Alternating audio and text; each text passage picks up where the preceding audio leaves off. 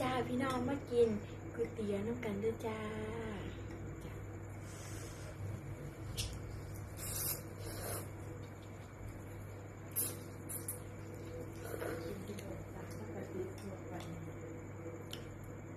เสร็จจ้าพี่น้อง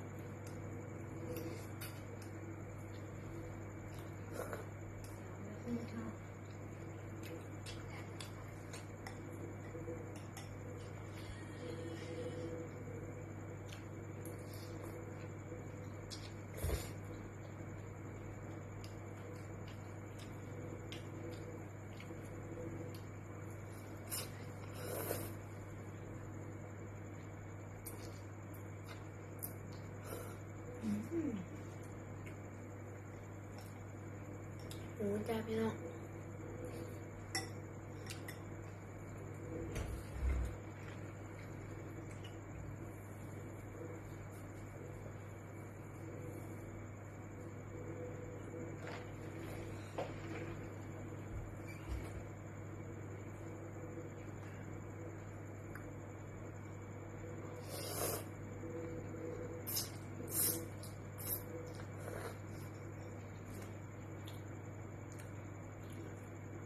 มากินน้ำกันด้วยจ้าพี่น้องแซ่บจ้า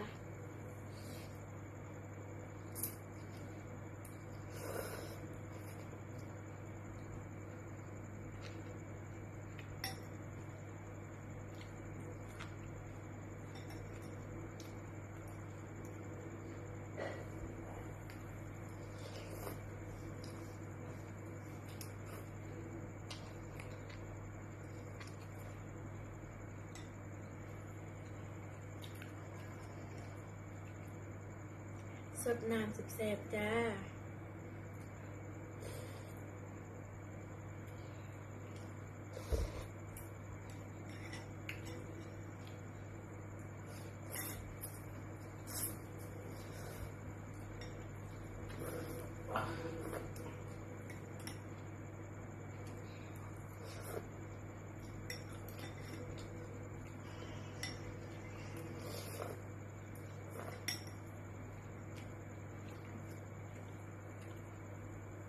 ลูกชิ้นเด้งๆจ้า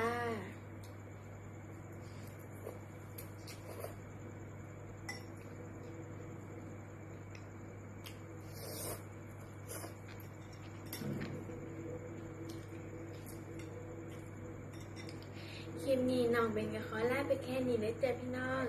สวัสดีจ้าเจอกันใหม่จ้าบ๊ายบาย